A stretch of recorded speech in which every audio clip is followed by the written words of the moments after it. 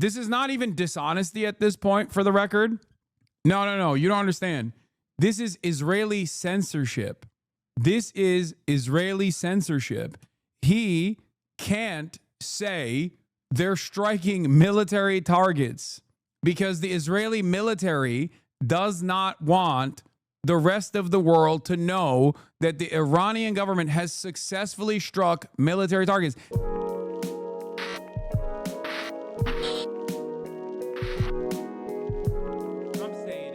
Like, can you imagine doing this kind of coverage in Gaza for the past 20 months? Wow. Like, can you imagine doing this kind of coverage in Tehran right now? Nope. Not happening.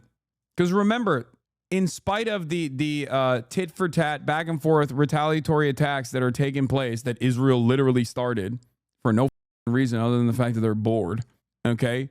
They're still conducting ethnic cleansing campaigns every day in the Gaza Strip, murdering children, sniping them directly on their way to get a crumb of aid. Make no mistake, that is still happening.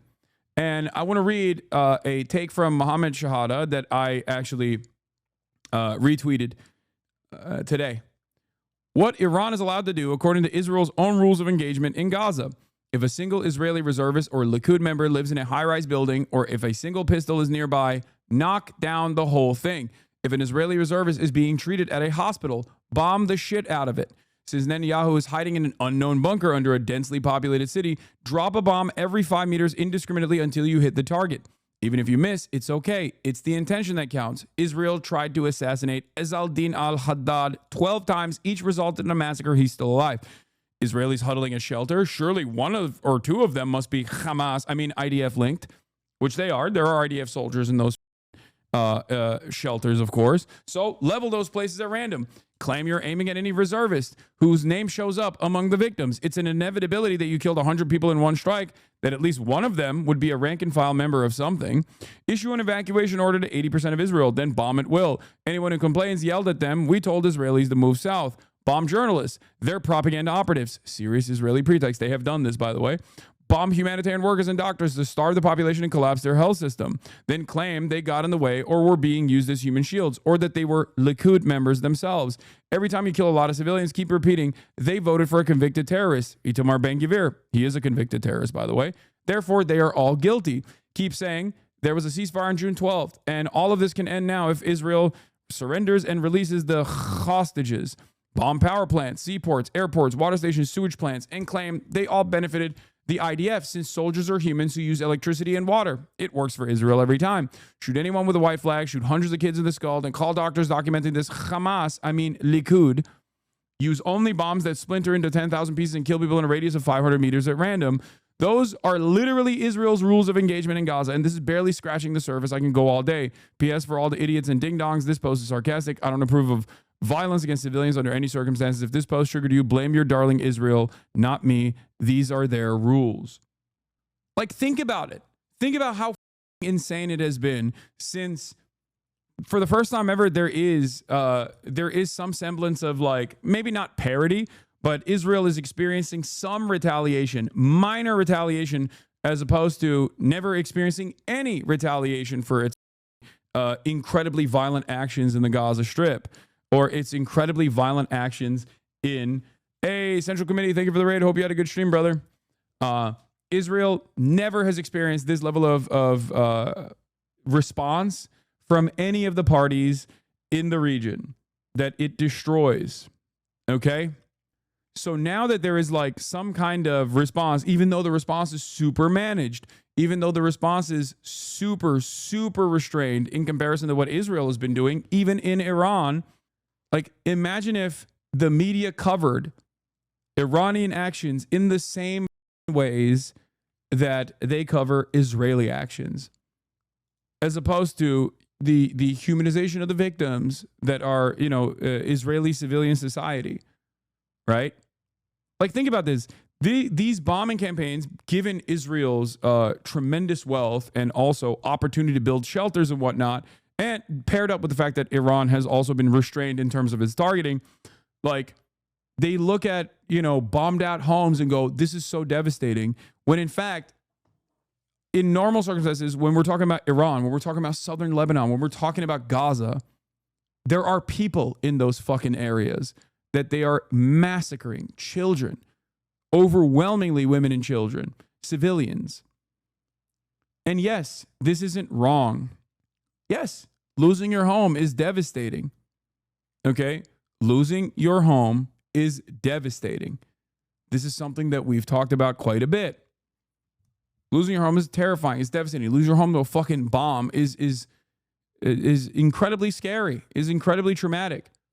But there is no application of this kind of emotional turmoil that Israel puts others through ever.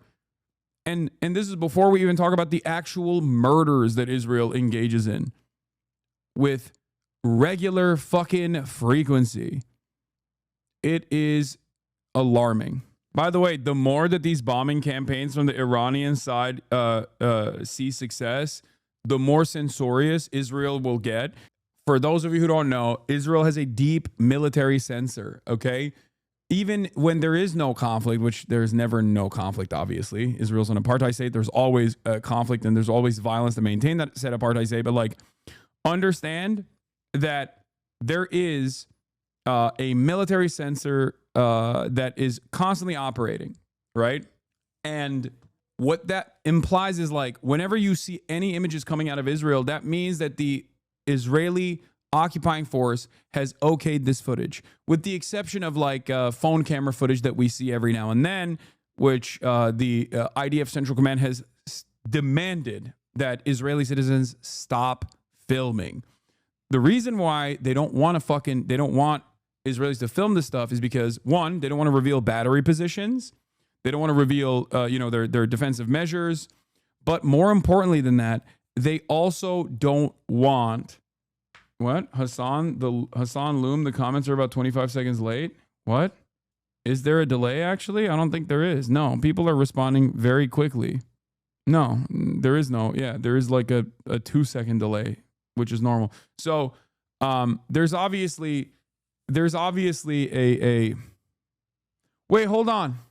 Here, you know how we test it. You know how we test the delay. The Piker Broadcasting Service tests delays by urging you to subscribe, which you can do for $6 or for free with a Twitch Prime. Twitch Prime is free, of course, or by getting gifted a sub. Let's take a look. Now that I've made a call to action for subscriptions, let's see if they start rolling in, and we'll test the delay. 1, 2, 3. Okay, some subscriptions are coming in. All right, I guess that's the delay. That's it. It's only a few seconds. It's fine. Where was I? What was I talking about? I totally forgot what I was. There's also the fact that they want to just lie and say they're not getting hit is what you were about to say. No. The other reason, the other real reason, the major reason as to why they don't want any of this information coming out, unless it's like something that they can use for propaganda to be like, oh, we're the victims in the situation. Look at them anti-Semitically attacking us, is because people just fucking feel tremendous hope when they see at least like a city block in Tel Aviv resemble a fraction of the fucking pain that Israel has dished out to both Tehran, but also to Gaza, especially Gaza. Like, that's it. They don't like, there's this delicate balance between like how much of the death and destruction, or how much of the destruction, because there's not a lot of deaths, even though there are some casualties. How much of the destruction can we show to the world to garner support and sympathy, while simultaneously not showing so much that like Iran can use it as propaganda, or people can feel people can celebrate and cheer on the toll that Israel has taken for the first time ever. But of course, you can't stop the most human thing, which is if you're an Israeli and you're sitting in your fucking living room and you see missiles being lobbed in your direction, you're going to come out and film it, okay? That is just how it is. Everybody does that. I can't believe I'm even saying this, but that is a normal part of existence now, okay? That's just how it is. If people use the Chromium extension Twitch latency display, they can see the actual real-time delay in the upper left corner, and also has a fast-forward button to below chat field. Here's your delay. Wow.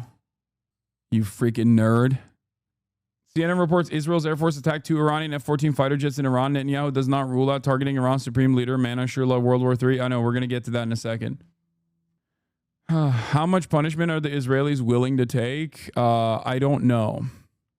You showed that it's possible to kill 100 Gazans a day and no one cares. Now they'll see that I'll do it for you too. What? Are we going to get used to 10 deaths a day and hundreds of people without homes, says Maya Kroll? And then third world is primitive accumulation. I guess Israeli anti-Zionist chatter.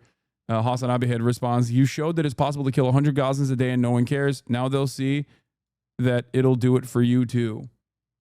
So one of the things I've talked about. Oh, he's Palestinian. Google Translate is cooked. Yeah. One of the things I have talked about in this process is U.S. gave Turkey a heads up hours before the attack. Yeah, that's not surprising. Anyway, we'll I'm gonna get back into this. I forgot what I was gonna say. Shit. My friend has family in Israel and Gaza. The family living in East Jerusalem have been told if they are caught sharing footage and photos of bombings, they will be dealt with using terrorism laws. Yeah. Oh, one of the things that I talked about in the beginning of this was the appetite that like certain countries have for death and destruction, or like the tolerance that they have, not appetite, but the tolerance that they have for death and destruction in their own backyard. Okay? A country like Israel that has positioned itself as like a nation state that has laptop jobs and a nation state that has marketing jobs, and where you can wear your capri pants, and maybe a couple neighborhoods over you got like some religious fundamentalists spitting on tourists, Christian tourists or whatever. But like ultimately Tel Aviv is supposed to be this like beacon of liberalism, like a Western liberal democracy. The entire country is very Eurocentric. The way that they've designed it is very Eurocentric, and it comes with the comforts of being in the auspices of Western, being in the comforts of like a Western nation. It's smack dab in the middle of this region, right? So when you are used to that, and that promise has to be kept to the public, otherwise no one will fucking live there, right?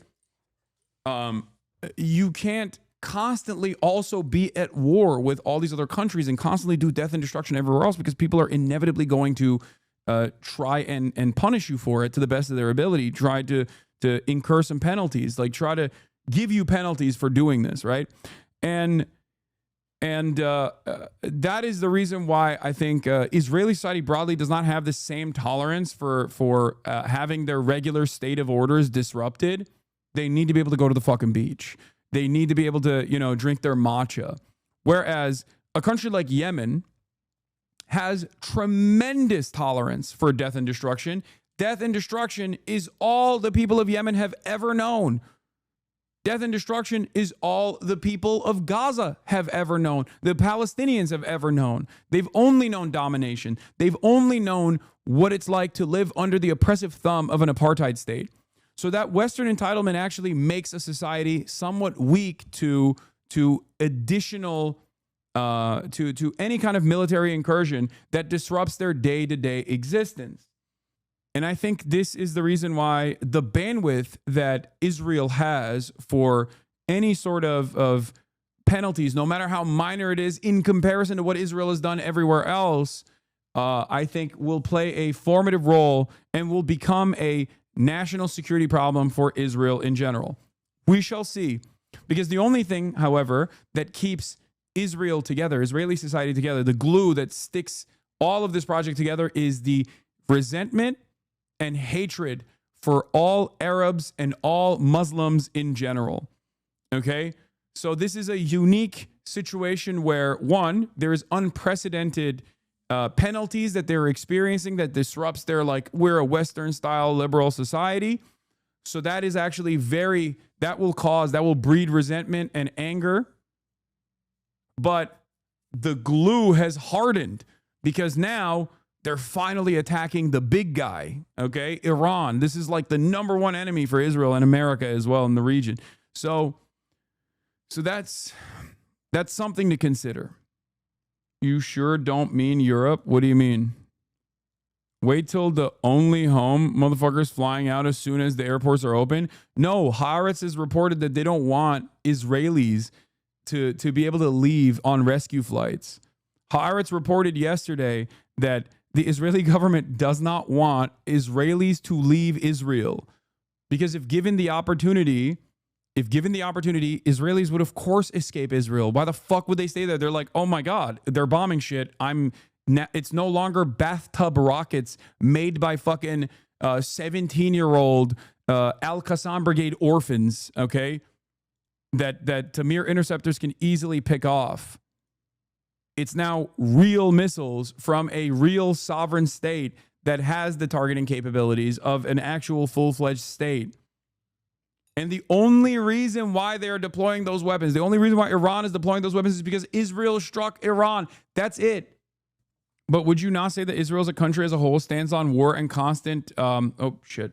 I think you spammed it too hard, so you got clapped here, but hold on. But would you not say that Israel as a country as a whole stands on war and constant expansion? I mean, the existence of settlements, compulsory military service, the absence of liberal opposition, and the need for constant enemy to fight? Yes. As long as their enemies, their perceived enemies, remain vulnerable. That's the reason why they can do full tilt ethnic cleansing in Gaza against a completely captive population that they are the belligerent occupier of. But when in Lebanon, they get their shit pushed in so they can't do ground incursions with the same ease. Even in Gaza right now, there are still militants smoking Israeli soldiers. Think about that. 20 months of genocide, and you still got like every now and then there will be another report of like a 19-year-old rear admiral general got fucking smoked in fucking northern Gaza or in Rafah. Like, that's incredible. That means that these guys can't even fucking kill the militancy in a captive population. Here's one from just now. Look at that. Permission granted for publication. Reserve Captain Tal Movshovitz, 28 of the Me'arot, Deputy Commander Brigader of the 7086th Engineering Battalion, the Golani Brigade, fell in battle in the southern Gaza Strip. Like, that's still happening. Because these guys are still deployed in Gaza while they're getting while Tel Aviv is like experiencing unprecedented repercussions for Israeli violence. Israel, as is the case immediately during October 7 and immediately after October 7, is still going with the one speed that they know. What did I tell you on October 8 when I was covering this stuff? What did I tell you? The first thing Israel did, while there were still Palestinian resistance forces inside of the Gaza boundary, inside of the Gaza envelope, within the kibbutzim, what did Israel do? Israel's first act was not to fucking try and push out the Palestinian resistance from inside of the Green Line. It was to bomb Gaza. So while they're fucking being bombed, like, these motherfuckers are still conducting their ethnic cleansing campaign and they're still getting smoked. So the reason why I mention this, the reason why I'm talking about this in particular, the reason why I'm saying this is because, yes, constant expansion is a necessity for fascist states. You're right. But constant expansion against a captive population without any severe penalties to your comfortable existence inside of the Israeli state, right, is also a necessity. Because you will not be able to constantly refuel and refeed the military necessary if the military is experiencing too many casualties in the process, which they have. That's why there's like a reservist problem right now, which is why they want to fucking deploy the Haredi population as well, which is the fastest growing segment of Israeli society, even though they get religious exemption. And this has created some serious political chaos internally in Israel. It was part of the reason why this was Benjamin Netanyahu's last possible opportunity to strike Iran, because the Knesset was at the precipice of dissolving because they need more soldiers. And the only way that they can get more soldiers is if they fucking deploy the Haredi population, even though the Haredi population are fucking not trained, you know what I mean? and would most likely not be a competent fighting force anyway. In the short term, the short term training that is necessary. So, my point is, a country like Israel doing short term sieges, like Cast Lead and all these operations, mowing the lawn operations in Gaza, is the perfect way to keep up the intensity and the domination of Palestinians without incurring severe penalties inside of the colonial entity.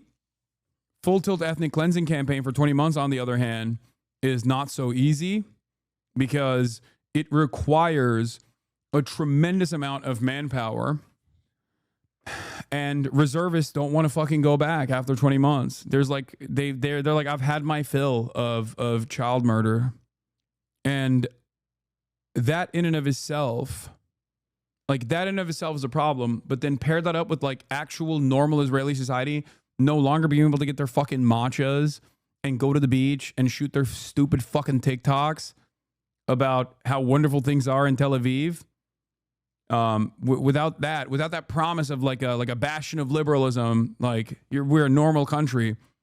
When that falls apart, and that only falls apart when the Iron Dome falls apart, which it is right now. When that falls apart, all of a sudden, the only safe haven for Jews is not so fucking safe anymore. You see what I'm saying? Because Israelis are not like a different organism. They're human beings just like you and me. They also like their fucking treats, especially because their material circumstances, their material conditions are close enough to the experience that you can get in a Western capital. Okay, and when those treats go away, and there's like actually for the first time ever like serious real fear for once. That you know, all of this violence that you've dished out in the region has now unfolded and is causing you to experience a fraction of said violence. All of a sudden, you don't have that kind of appetite. You don't have the same appetite for death and destruction, is my suspicion. The government has ordered airlines not to take Israelis abroad when the rescue flights begin. This is part of the reason why I think they don't want that. They don't want Israelis fleeing. They don't want their population to diminish. Yeah, here is a new policy org. Breaking, a new policy org source tells that the meeting yesterday between U.S. Ambassador Mike Huckabee and Israeli Prime Minister Netanyahu devolved into a shouting match over Netanyahu's objections to the U.S. plans to evacuate our citizens from Israel and the wider region. U.S. officials believe that Netanyahu's objection was predicated on his desire to hold U.S. citizens at risk in order to increase the likelihood of U.S. entry into Israel's conflict with Iran. If the American Jews with dual passports flee to America, okay, that's a decent chunk of the population. A lot of fucking settlers are going to leave. You know what I mean? You know who's not going to leave? Because they can't, or also because they will never leave. They haven't left with 77 years of brutal occupation. The fucking Palestinians. So every Jewish American or every Jewish person that leaves Israel goes against the Zionist project. Because the Zionist project demands more Jewish people come to Israel and live in Israel only, and to believe, even if they don't live in Israel, to fight for Israel as far as like propaganda, so that Israel can continue operating in the ways that it does. And the only way to get people on board with that is by claiming that Israel is the only fucking safe haven for Jews. And if it wasn't for Israel, then there would be no safe place for Jews. All of a sudden, though, now the Jews in Israel want to leave Israel. They want to come to America. I thought it was the scariest fucking place on the planet. What happened? You know? Panic moment among Israelis as they realize their shelters are just safe against small, unguided rockets fired from Gaza. The Israeli Home Front Command is trying to avoid chaos, claims the shelters are safe against Iranian missiles. They are, of course, not. After 2 people were killed by a ballistic missile while sheltering in a protected space in their home, the IDF Home Front Command stresses that remaining in a bomb-safe room is still the safest place to be amid Iran's attacks. Yeah. They have all the smoke for a vulnerable, captive population. Think about that. Think about that, dude. Think about that. They have designed, do you understand? This right here is exactly what I'm talking about, chatters. Do you understand what I'm talking about? Do you get it now? Constant expansion against a vulnerable force of predominantly child civilians, okay? Predominantly women and children is something that the Israeli government can continue maintaining pressure on while also keeping things relatively safe at the home front for the average liberal society, for the society that is still enjoying their regular comforts. But you can't fucking do that when you go after a sovereign state that is not already undermined by Western intervention, or at least undermined by Western intervention, and yet still. Hasan is in panic mode. What are you saying? Yo, watch what happens tonight in Iran. Tomorrow the world is going to be very different. You're a dumb idiot. Hasan is in panic mode, lol. Can't face reality, lol. What are you saying? Yeah, they're going to try to assassinate the heads of state. They're going to do a decapitation strike. I know that already. And they're going to do that in correspondence with American intervention as well. This is not a shock to me at all. This is something that I have been saying. I'm describing the current attitudes in Israeli society and what I foresee looks like what kind of societal fissures exist within Israel, what kind of pressures Israel is experiencing for the first time ever. What is this? Footage shows Israelis preventing Thai and foreign workers from using public bunkers.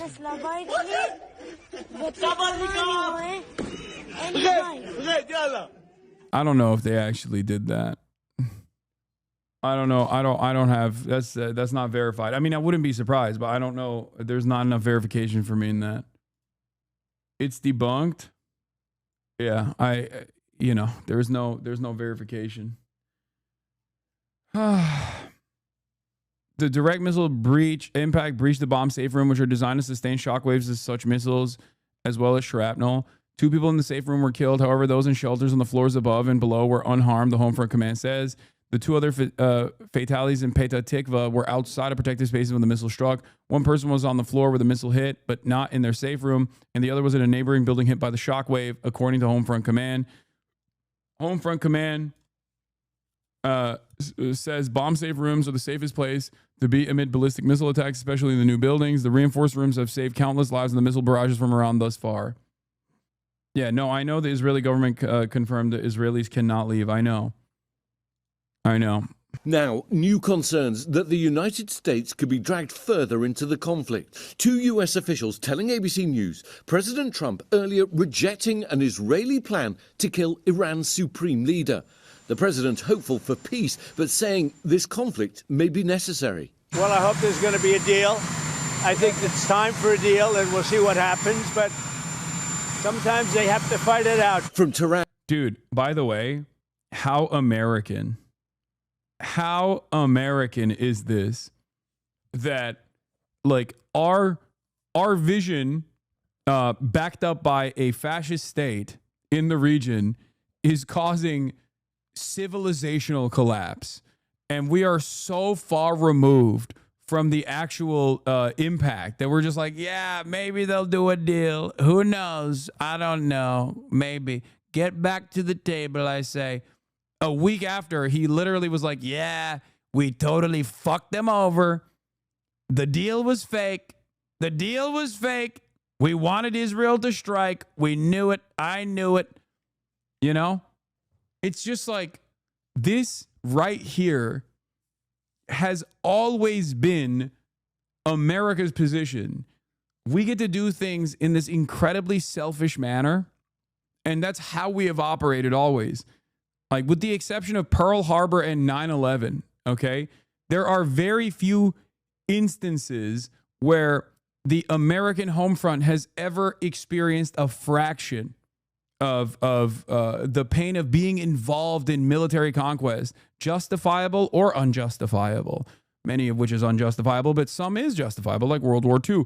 Like, that gave us a massive upper hand in redesigning the world after World War II, is that, like, our fucking industry wasn't burned to the ground. It wasn't reduced to rubble, right? We had a war economy that was incredibly productive. We took advantage of that because of our proximity to all of the battles that are happening.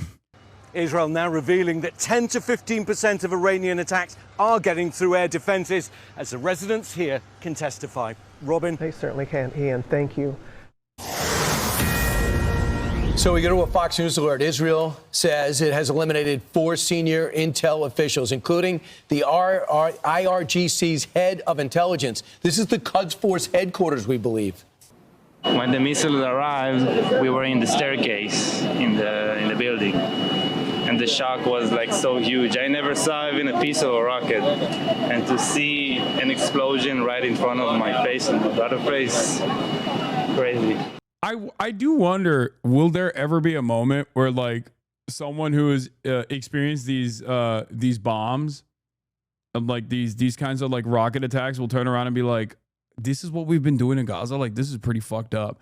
I mean, I'm not even saying that as a joke. Like, I wonder if there's anyone that fucking, I wonder if anyone actually sees that and goes like, yeah, this is what we've been doing is like pretty messed up. I never really thought about it like this, but I doubt it, but maybe.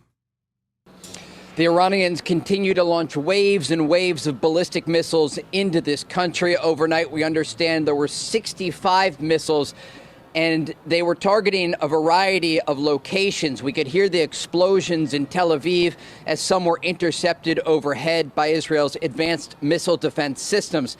The Israelis are striking back, taking out top intelligence officials from the Iranian regime, including the country's chief intelligence officer and his deputy. They also took out what they say are 1/3 of the ballistic missile launching positions. Despite the fact the Israelis say they now have air superiority over the Iranian capital of Tehran, this is expected to continue for a number of days, if not weeks, as Israeli forces are trying to weaken the Iranian regime and target the country's nuclear facilities. Guys, back to you. Hey, Trey, would you say the number of ballistic missiles, rockets, and drones are leveling off from night after night after night? Because that's what Israel is banking on, that they're going to locate the launchers, they're going to run out of rockets, they can't replenish, and they have no air defense. So is that happening? Look, the Iranians appear to be preserving what missiles they have left. We spoke with a senior Israeli intelligence official over the weekend who indicated the assessment is that Iran has around 2,000 ballistic missiles. And the Israelis have been able to take out some of the stockpile. They've been able to target, like I said, 1/3 of the launching positions. But this still gives Iran the capability to fire hundreds of ballistic missiles into this country.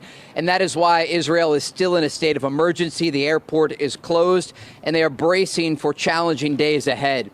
Officials speaking with Fox News say there will be more casualties, there will be more destruction. And you see in the aftermath videos here, these are not like the rockets that came from Gaza or from southern Lebanon. These are missiles that can take out entire blocks in major cities like Tel Aviv.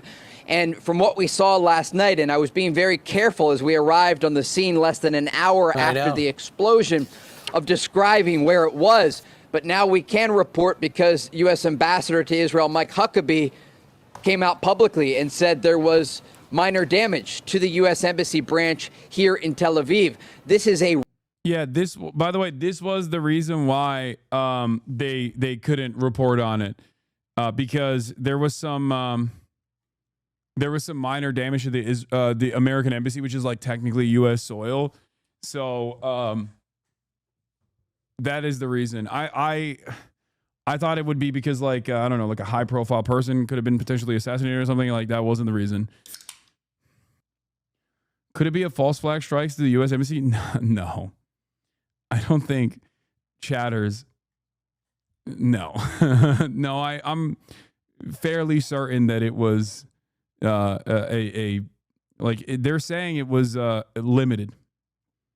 Like they're saying that it was like it probably was from the shockwaves or something. Residential area. It is packed with civilians, cafes and restaurants. And when we got there, for blocks, you could see storefronts that were completely ripped apart, glass shards all over the street from windows that were blown out. And so to answer your question, the Iranians are preserving what supply they have left.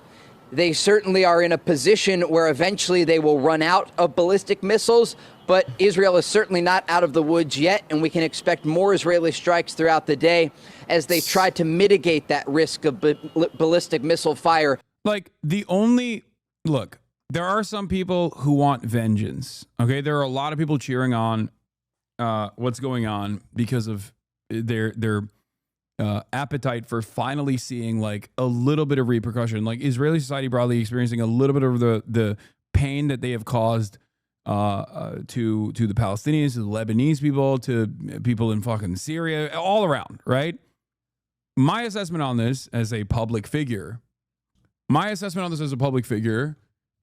abides by terms of service and also is constantly fucking hunted by people who want to deplatform me, is that I see this as, like, I see the retaliation as maybe a crumb of hope that Israel will stand down. Like, that is my only hope out of this, is that Israel stands down, or America recalculates the attitude that they have for full tilt death and destruction. Is too much instability. It's too much destabilization. They recognize that like Israeli society might collapse, and then they won't be able to come back in a couple of years and utilize Israel to the best of their ability, like they have been doing so far. And it causes America to recalculate, and it causes Israel to recalculate, and hopefully pull back a little bit, scale back, and I don't know, go back to the drawing board. And there is a period of stability. But the only way to do this, the only way to actually to make sure that this calculation happens from the American side, from the Israeli side, is if like Iran uses less restraint and actually matches the intensity of Israeli strikes. They haven't done so thus far. Obviously, there are limitations due to the Iranian arsenal, how much they have, and their strike capabilities, because they're using missiles as opposed to Israel that has the capacity to do more precise bombing campaigns as a consequence of consequence of being able to fly over the Iraq airspace, fly over Syria, refuel on the way there. Iran can't do that, so they can only use missiles. I think the only way that Iran could keep this up as a defensive posture would most likely be if they were getting aided by the Chinese state or by Russia, which I don't think Russia has enough bandwidth to even help Iran out in this process, or maybe even the appetite to help Iran out, considering that Russia has also a unique relationship with Israel as well. So I don't know. Self-proclaimed, this is Arsen Ostrovsky, my favorite international human rights lawyer, who is a fucking psychotic Hosberist. But self-proclaimed leading international human rights lawyer pronounces collective death sentence on Israeli media. That is a legitimate military target, given it's a key propaganda machine advancing Iranian military and nuclear goals. Breaking: Israeli airstrikes targeted Iran state broadcaster in Tehran. I don't understand how they're still operating with the same dynamic that they did with Gaza. They think Iran as a fucking nation state that has spent the last couple of decades building up their defenses and their offensive capabilities for this very moment will not be able to retaliate in kind. Israel struck the oil depot in Tehran. What did Iran do in retaliation? They blew up the fucking Haifa oil refinery. If Israel attacks the Iranian National News Agency, then Iran will attack Israeli news agencies. I don't get it. It's a back and forth. Yes, it is significantly less. The damage to Israel that Iran can implement is obviously far less consequential, far less severe than what Israel can do to Tehran and Israel can do to Iran in general. But I don't understand how these guys are so callous in their indifference, even when there are clearly repercussions for regular Israeli society. They struck the nuclear scientists. Iran struck the academic institution in Israel. They blew up a fucking institute of research. They did that. So clearly they are getting their notes as far as their strike priorities and their targeting priorities from what Israel does to Iran. Every single bit of violence that you have seen so far, every single instance of like retaliatory strikes on Israeli soil has come after Israel has targeted something similar in Iran. Toward major cities like Jerusalem, Tel Aviv, and the northern city of Haifa. So, Trey, I'm curious. These missiles that the Iranians are firing, do they have targets?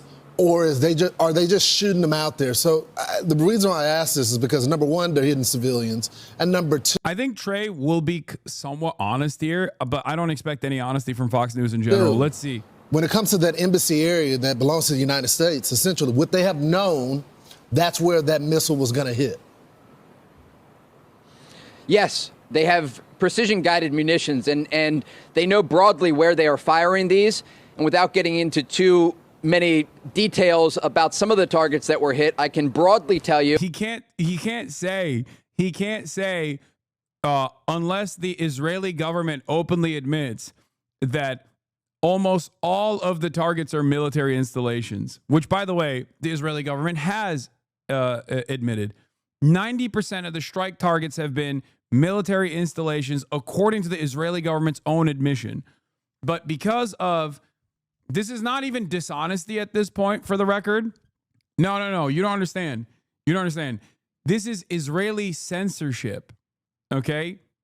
This is Israeli censorship. He can't say they're striking military targets because the Israeli military does not want the rest of the world to know that the Iranian government has successfully struck military targets. They did this last time, not this last round. Operation, what is it, like Truth or whatever? What is the name of the fucking True Promise? During Operation True Promise 2, after last year, they struck the Negev Desert. Okay, Operation True Promise 2. That actually fucking hit Israeli bases. And the only reason why we know is because people were driving down the fucking side of the road and they were filming. The Israeli military immediately stamped out. Israeli military immediately stamped out that information. They made it, they don't want this kind of information to come out.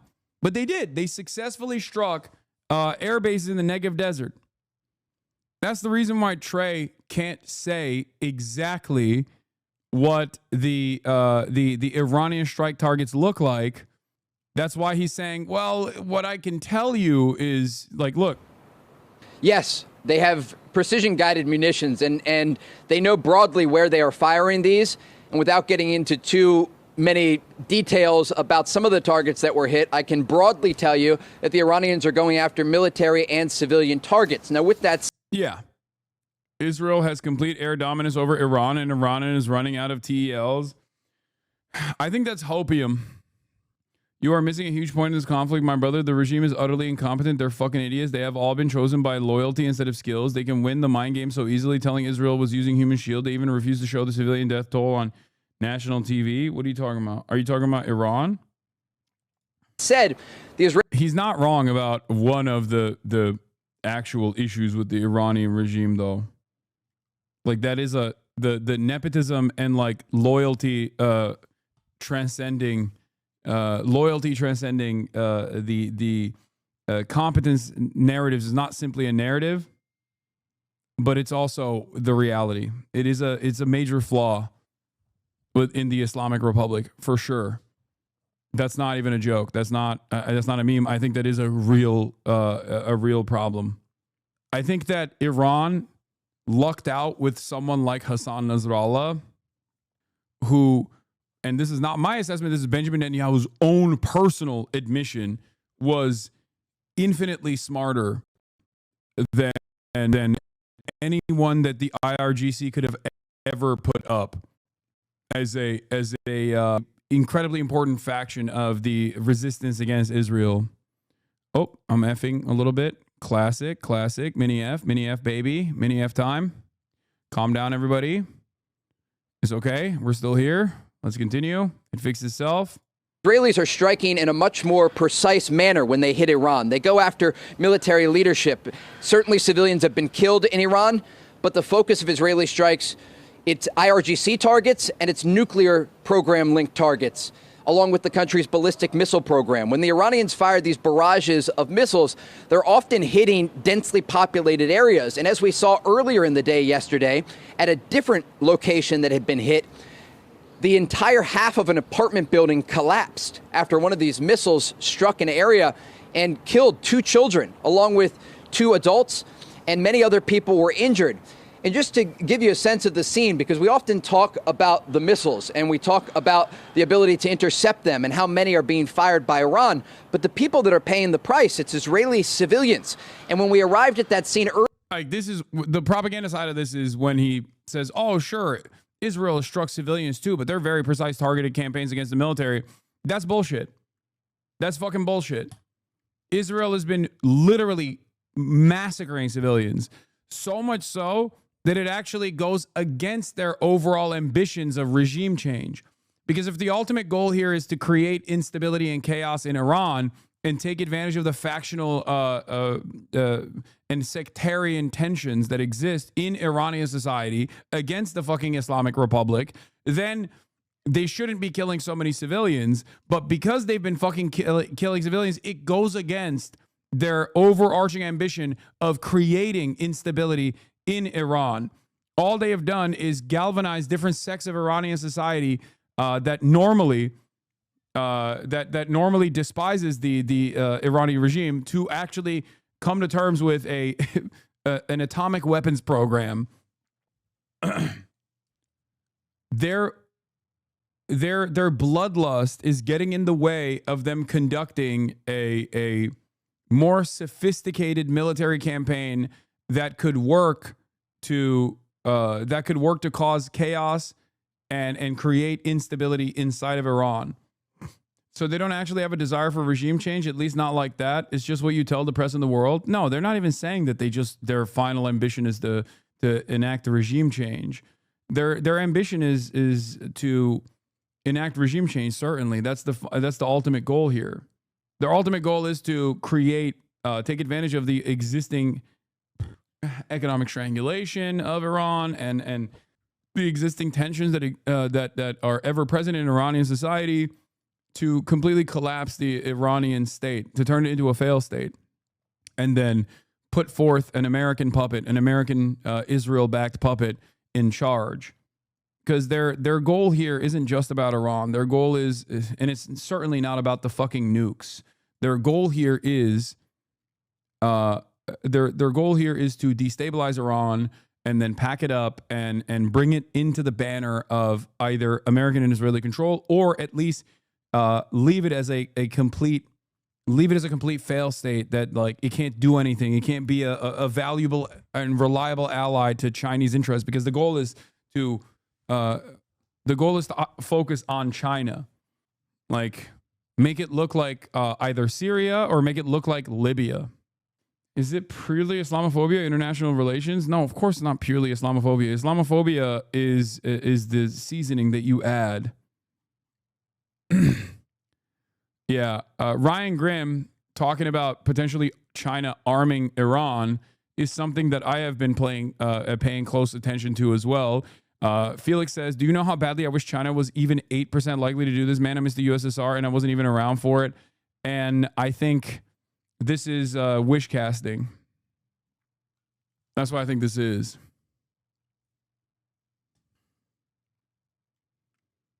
China did send 3 military planes into Tehran days ago. I mean, that's not an... Sect Saver, thank you for the 10 gifted. They already have, I believe, like what, a 25-year energy contract with Iran. They are, they get a lot of oil and gas from Iran. I mean, it makes sense for them to want to protect their asset, right? Favorable oil deals for China and protecting your asset, protecting a formative ally in your One Belt, One Road initiative, continuing to have a foothold in the Strait of Hormuz. That's a hugely important, that is a hugely important a piece of military power for, or not even military power, but like it's a stabilizing force for China in the region. Iran is profoundly important for China for many different reasons, which is precisely why a country that has ambitions of maintaining stability while also slowly but surely creating a sphere of influence and power like China that is often doing 15-year plans, right? I suspect that they would be very careful in this. They would be more hands-on with defending their incredibly invaluable asset in the region. Earlier in the day yesterday, separately. Please check Israel Samson option leak. Dude, I know, man. Stop. I know. It's not something that leaked, okay? It's something that we know has existed. It's not new. Yes, the Samson option is Israel uses their nukes if they feel like it's their final option. It's like the USSR dead hand, okay? Yes, if they are getting pummeled to a degree, they say they will use their fucking nukes. Yes. The leak includes targets.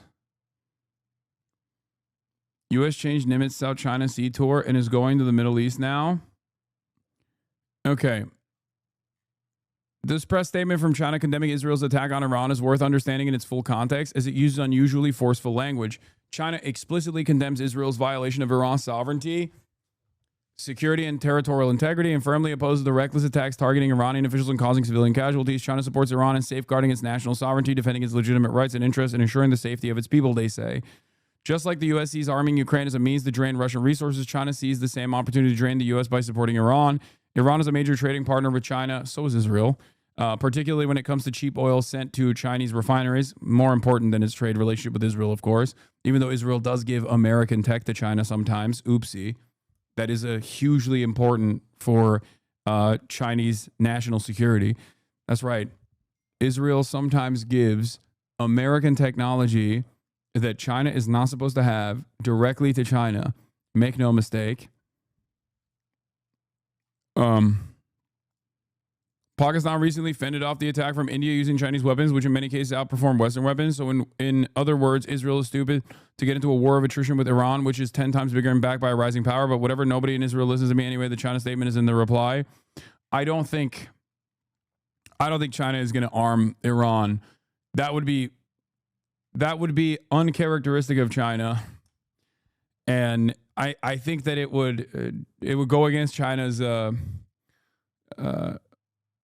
incredible non-interventionist, like sometimes annoying non-interventionist policies. From where you saw that insert where I spoke with the wounded man, we saw a son, and he was wearing a hospital gown because he had been taken from the rubble to a local hospital, and he demanded that the doctors and nurses release him, despite the fact that he was wounded, because his father was still buried under the debris. And we brought you that story yesterday, but unfortunately his father was killed. His body was pulled from the rubble later in the day after we left that area. And it speaks to the people who are affected here. They are civilians, they're family members.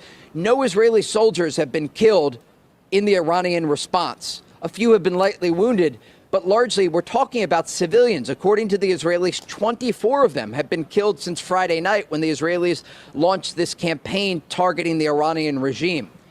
And so as we move forward here, this is really important to talk about the distinction between the target list here. Okay, yes. Israelis are human beings, and they're the only human beings in the region, and they get the human being coverage. Hassan Reaction is one of the best ones in the React channel.